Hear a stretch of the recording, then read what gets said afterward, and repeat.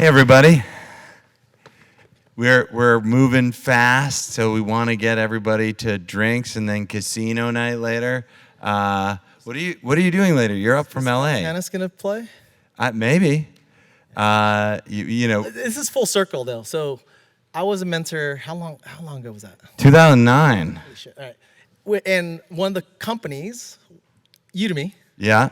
And Aaron is actually, him and I were just hanging out in the back. He's now Carbon Health as well. I'm glad to be back. It's been a while. No, welcome back. Yeah, so you were from the early days, and now you're doing science, among other things. So give us an update on you. I got lots of questions for you. So real quick, I've been here, internet stuff. It's like 2005. I was on the founding team of PhotoBucket. If y'all remember MySpace, which you can only share like 6 photos on MySpace. We built a site where you can share photos. We sold it to MySpace. I did another startup with Bessemer, who I just was up in the city with. We incubated at Bessemer, called Bill Shrink True Access. We sold that to MasterCard. And I moved to LA about 11 years ago to start science. It's a venture studio incubator. We're one of the first ones. Our model's a little bit different. Founders move into the offices when we had an office. We still do. And like, what do we do today, this week, this month, this quarter? Like, I always think most founders never had more than $10,000 in a bank account. They have no idea what to do with $1 million. So Dollar Shave Club was one of the first things that started out of our office. MeUndies, Dog Vacay, which merged with Rover, which went public. We built the first influencer network. We've done a bunch of stuff. Pray.com, and our newest one I'm always repping is Liquid Death. Starting off, it's one of the fastest growing beverages of all time. I didn't notice that was because the Liquid Death. Everyone here know what Liquid Death is? Raise your hand. Where are you guys? Where's the rest of you guys been? Yeah, okay, so it's... Look it up. Go on Instagram. It's like water. Water in a can. Come on.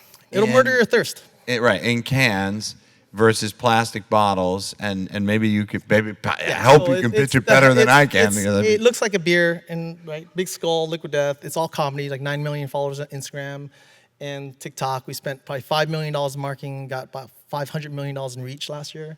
Our Travis Barker Enema kit.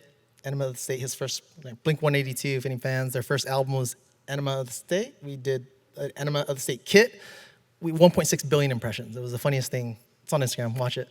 But we have sparkling flavored water now, 4 of them. Iced teas, we're the #1 selling iced tea.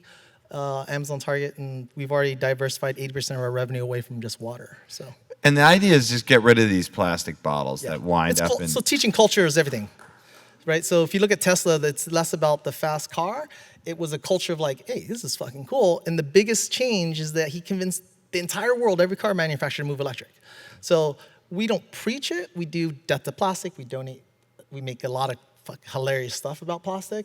But the reality is teaching a culture that drinking from a can's cool, and also it's not going to give you diabetes. It's 3 grams of agave. It's all natural. Like making that cool, and then change. Look, we'll sell hundreds of millions of cans this year, but like Coke and Pepsi sell billions a week in plastic. So if we can convince them that, hey, just like Tesla, we should go that direction, that's change. But it's, Woo! So, amen, right? As social good and actually being cool. So you can be cool and do social good at the same time. But also as an investment, if you think about it, trust me, and we can talk about raising money. Water in a can 4 years ago, people thought it was insane. I had like 80 no's. Monster is a $59 billion market cap company. It is the best performing stock over 30 years on the S&P. 33% IRR every year for 30 years. So, better than most software companies. In fact, it is better than every software company in the last 30 years. So, there's money in there. Even though we're a tech. Let's since you brought up fundraising, I want to talk a little bit about, because you were one of the first venture studios, and venture studios are like the new black. So I want to go in. You have more experience in venture studios than anyone else. So, but before we go there, you brought up fundraising. Let's go to fundraising. So let's start with the 80 no's. Like, you are a great fundraiser. How was it to get 80 no's? I'm at somewhere around 8,000 no's now. So difference, I raise every round for every one of our companies, right? Of the 8,000 no's, I've gotten 135 rounds done. So, a couple hundred yeses. It used to piss me off when people say no, right? Now, every partner at every firm I've pitched 50 to 100 times. And it doesn't bother me. What it is it's like music. I go dancing every weekend. He is a great dancer. I'm the best dancer in this room. Hands down. I mean, also, look at us. It's actually true. The, but we can have a competition at the end if you want. yeah. So think about this. It's like music, right? You hear a song, you like it, and you add it to your playlist immediately. You might look up the artist, you start listening to other stuff. But if you heard a song you didn't like, your friend's like, Adele, I swear, if you listen to it 5 times. No, it's never happened. You've never added a song later where the first song you're like, it's not me. And I just kept listening to it and it hooked me. Startups are the same way, right? So if a VC says no to me, that's fine. Fast no's. If you are investing, I swear to God, reputation is fast no's. Don't be that person. Slow no's, maybes, hanging around the hoop, waste of time. My skill in life is to read no's, right? So it's pitch, understand the pitch. Simple. I do a session on pitching. It's very simple. The world used to look like this. Because of this, we're taking advantage. Now the world's going to look like this. But if that VC, if you're a GP, just say no fast, move on. And that's the only reason I'm ever going to come back to you. And you have to just keep adjusting the story. I have a whole process of raising money that I go through with founders, but my superpower is probably taking an idea, rephrasing it so it's a pitch, an elevator pitch, and just remember that whatever you're telling somebody, it's a cocktail game. They're gonna have to tell somebody, their coworker, their spouse, their friend, and if they can't explain it, they start feeling stupid, and they'll just shut down, they'll just forget about you. And if they don't respond within 24 hours, it's always a no. It's never been a yes after 24 hours. Oh, okay. So I want to unpack, I want to talk about a lot of what you just said, actually. So let's start with, you're in a meeting, right? You said what the tell is afterwards. Yeah. How do you know it's going well versus how do you know it's going badly? And then, one thing, can you turn it around? Yeah, look, the goals of everything is, your story is going to continue to change. The whole goal is, how many things can I say in a short amount of time to reduce the number of questions, right? So every time I hear, oh, they didn't understand that, redo the pitch so I can explain that early on in the conversation so that question doesn't come up. All right, let me double click on that. Did everyone hear that? Because that's super important. If you're getting the same question over and over again, means it's not them. It's not them. It's you're not you. explaining it to them. And the tough thing is, you're in your head. You know the business so well, right? You think everyone understands the jargon, the language, and the things you're saying, even though it's gobbledygook. If they're asking questions, you're not explaining something. And if there's a question, try to figure out in the pitch somewhere to data set, explanation, why, so that doesn't come up. And pitches that are going good, generally, I try to, if it's an hour, it's like, get through 20 slides max. Any deck you've ever created, I've always said, reduce the amount of words by 20%. And once you give it to me, I'm gonna say, reduce it by 20% again. I have ADHD. Everybody actually does. If you're an investor, you've seen so much. You know what he wants to read. Get to the point very quickly, and then get to questions and see if there's engagement. The yeses are the moment they say we, right? Or they start giving you ideas. They start kind of thinking in their brain. We could do this. The point of it is to me to tell you something, a startup story, and you, with the ego that you have, believe that you know more than I do and that you can't wait to give me money because I don't understand the value of the business, but you do, right? That's the whole secret. I need to convince you. That's pretty good, actually. I know, but you really know. Yeah, you're so smart. You're so much smarter than me that you can't wait to give me money to take advantage of the fact that I don't know what he knows. And it's going to be so much bigger. So I never talk, there's nothing that ruins a raise better than numbers. There's nothing that ruins. Can't numbers help a raise, though? No, literally, here's the thing. Numbers lets people start imagining and understanding the terminal velocity of the value of the business, right? I never tell people projections. What if in my head the company's 100 million, but in your head it's $1 billion? I say it's 100 million. You're like, so it's too small, right? I want the other person to imagine how big it's going to get. So you want to give them a story so they start imagining it much bigger than I could ever imagine it. The other thing is linear is flat. I really like that, but I need to digest that one for a moment because it's sort of counterintuitive. Look, obviously, seed numbers are terrible. Yeah. A's, product market fit. What you want to do is in the A is correlational information and data that shows that there's something there. Yeah, obviously Series B numbers are super important. But even in all cases, in every round, you take 3 things in your business that I call it raise money over 90 days. For 30 days, as a CEO and founder, you got 20 priorities. Pick 3 priorities of which you can move the needle. I don't care if it's flyering parking lots to calling customers, showing up people's houses to move numbers. There's 3 things. And what you want to show is by cohort, hey, look, 6 months ago, it used to take us a month to sell into a company. 3 months ago, 2 weeks. Last week, like self-service. Oh my God, acceleration. Something's happening. I don't talk about how much revenue. I talk about what's happening. Somebody else gave me money, and I got smarter, and I'm doing it faster.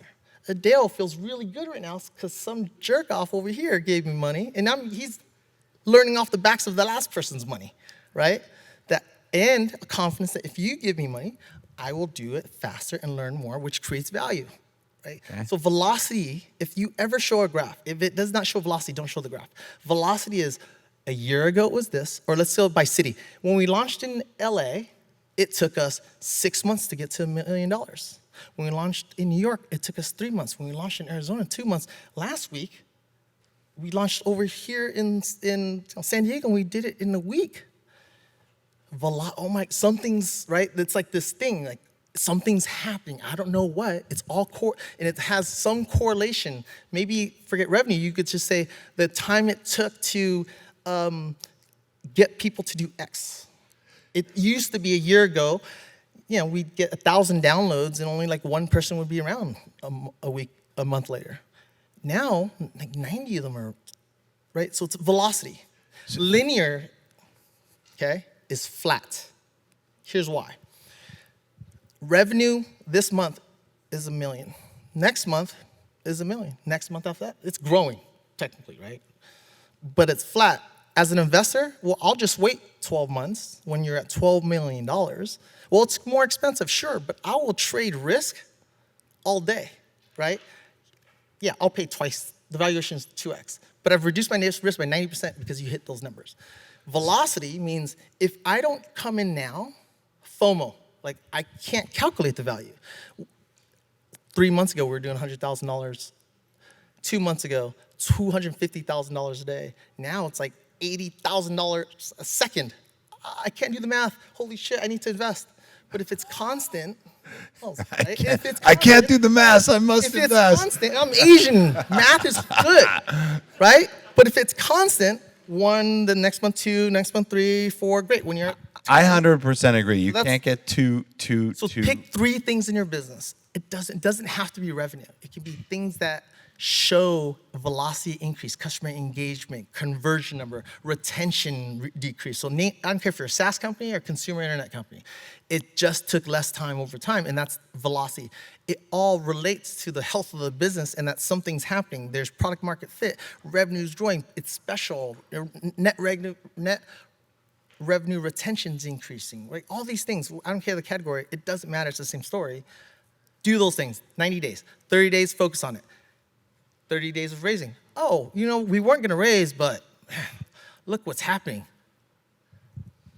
30 days of pitch, hopefully get a term sheet at the end of 30 days. Diligence, things gotta keep growing. That's why it's 90. And also, Let me ask, I have a lot of questions. I'm gonna put 70 to 90 pitches per round minimum. I don't care if it's seed A, B, C, D, E, or F. 90 minimum. Well, we just heard that from Aaron a little while ago. So let me dive in. Let me dive into that bit. So you're getting a lot of no's, right? And everyone's going to get a lot of no's. I've gotten a lot of no's. I think everyone will. So you seem pretty okay with getting a no, but it's a shitty experience. I mean, I'm sure no one here likes to get a no, right? I'm assuming. So if you get so many no's, it's you. Right? Well, if you're pitching 70, 90 people, you're going to get 69. You get mostly no's, but what you should start focusing on is like, what's the story and who am I pitching? Serendipity, unfortunately, it's funny. I've been doing this. I've raised couple, I would say almost $1.5 billion for my own companies. I probably raised another 2 to 3 billion for other friends. And it's the same, it's like, it's so serendipitous. It's weird. There's no system. It's still to this day that I don't have a simple system. And YC is probably the only one, but they do it on the seed only, which is like, go. Yeah. It's, you run into people constantly that just randomly happen to look at that thing. A lot of no's are, oh, we just shut down a company in that same category, just got burned in that category. Like, it's a lot of venture people, they are terrible at, I'm a goldfish. I don't fucking remember what I ate yesterday, right? Like, you have to forget, because if it didn't work 2 years ago, timing, team, so many reasons why it doesn't work. So a lot of people, the no's are, they're just hung up on something that happened traumatically. You never know. You just caught them on a bad day, right? Like, some people just have a bad day and they're not even listening.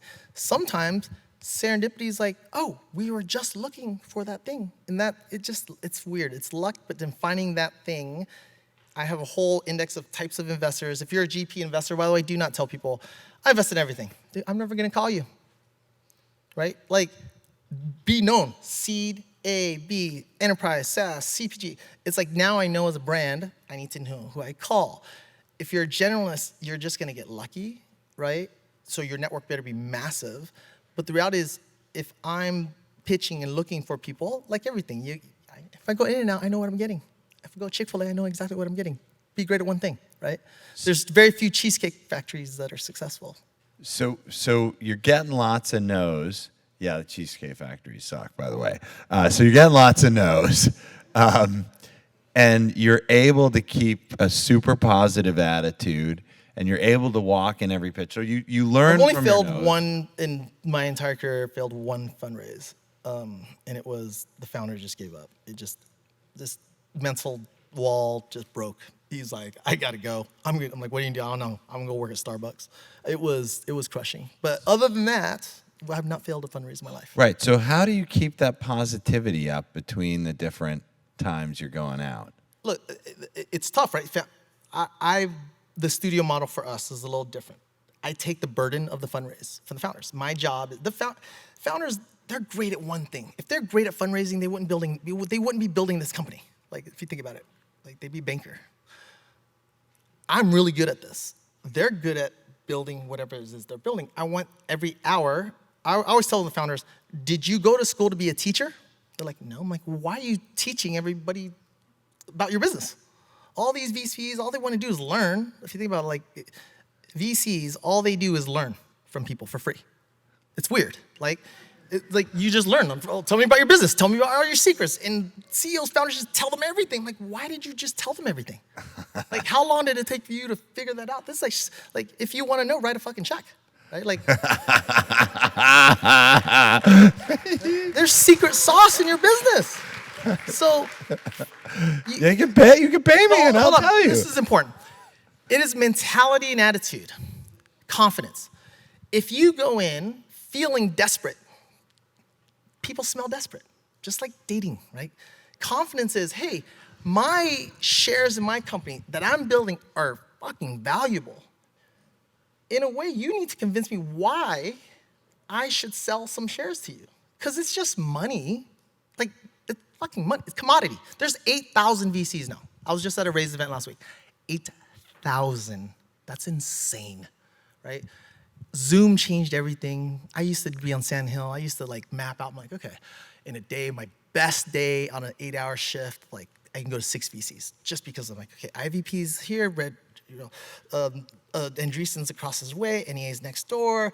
Like I could like route things perfectly. I used to use Microsoft Maps to map this, but it's how old school I am. Now it's like Zoom every 30 minutes. So know that you're a commodity, right? And so bring something to the table. And so as an entrepreneur, feel confident that the other person is just a checkbook. Now, maybe I like you more. Maybe you actually might make some introductions for me. So always have some confidence of asking, hey, what are you going to do for me, right? Hey, what have you invested in? Why are you interested? Because my shares are special. Once you have that confidence, again, even if you're running out of money and you are desperate for literally anything, with confidence, people lean in. The moment you're desperate, I don't want to give money to a desperate person. They're out of money. The bridge to nowhere? No, thank you. I'm going to give you, you're out of money and you have no plan to make money. I'm going to give you a check right now? Are you insane? Like that, right? So it will come off in attitude. So it's a mindset. Before founders walk into a meeting, I'm like, your shares are special. Know that. Know that. They need to also sell why they should be owners of your shares of your company and why they get to be present. So it's a small thing, but it comes off in a pitch. So let's talk, let me double dip on that for a minute, because that's a very good point, right? A lot of founders are like, pitch, and then they're like, am I going to get the money? Am I going to get the money? And they're like, no. But I get that all the time. Hey, Peter, so-and-so we talked to 2 weeks ago. Should we ping him? I'm like, no, that was a pass, dude. Like, here, think about this. If someone pitches me and I love the deal, what am I doing tomorrow and the next day and the day after that I'm so busy? I'm a VC freak. I run a studio. I'm actually really busy. Most VCs, they do how many deals a year, right? How many? 8, maybe. 8 fucking deals a year. What do they do with all their time? You're telling me they can't take a break to text you, email you? They can't cancel some lame lunch or meeting with somebody? Look, unless a death in the family, having a baby, or getting married, those I'm like, okay, fine. You can ghost me for a couple days, but I need to know. Other than that, like, why didn't they get back to me? Because they're not thinking about you. Trust me, you pitch them. If they're not, I'll even take a like on a tweet as engagement. But if they're not thinking about me, right? They didn't send me an email, they didn't text me, they didn't ask for follow-up, they didn't ask for reference, they're not pinging people I know, I don't hear that, right? They're not doing anything. They didn't like your tweet. They're not investing. And if a week, 2 weeks go by, trust me, they don't even know who the hell you are at this point.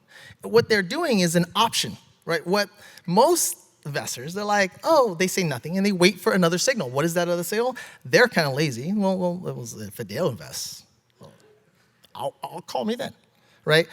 They're sheep, most of them, right? They want social proof. I'm pre-apologizing for all the investors in the room. Does it apply to this?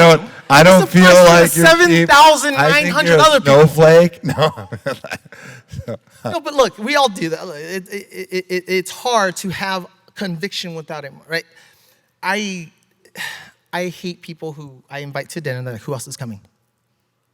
I never respond to that answer. Who else is investing? That is a terrible. In fact, you will never be invited to. Not you. Right? You will never be invited to one of my events. If the moment you say, who else? Done. Same attitude. Because you don't have enough conviction. You don't think I'm entertaining enough. You don't think I invite the best fucking people to my dinners? Are you shitting me? Trust me, if you've been, you know. Right? So, same thing. Who else is investing? Why does that matter? Are you a child? Do you need somebody else to tell you what to do? Like, you are a GP of a fund. Why do you need to know who else is investing? Right? So I don't even answer that question. In fact, I nag them. So okay. Now when I'm desperate, I tell them, or I have a really good lead and I want to negotiate. Right? Right. And there's also that. The flex is hard. It's really interesting. I've seen so many times the psychology that goes around. The moment you get a term sheet, man, the founder gets cocky. Like, right? I'm like, why don't you have that confidence before? Think about, like, the moment someone says yes, all of a sudden, all the other investors come in. Like, so again, that goes back to day 0. Come with confidence.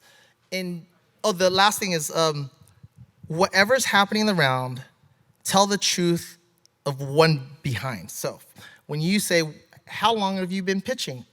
I just haven't talked to anybody. I've already started talking to people. Once I go second and third meetings, you ask me, how far along? Oh, we're just setting first meetings. The moment I do partner meetings with people, right? You ask me, where along am I in the process? Oh, we're starting second or third meetings. Once I get a term sheet, you ask me how things are going. I said, we're starting to have partner meetings. Here's the reason. At any point, this breaks, I have a fallback.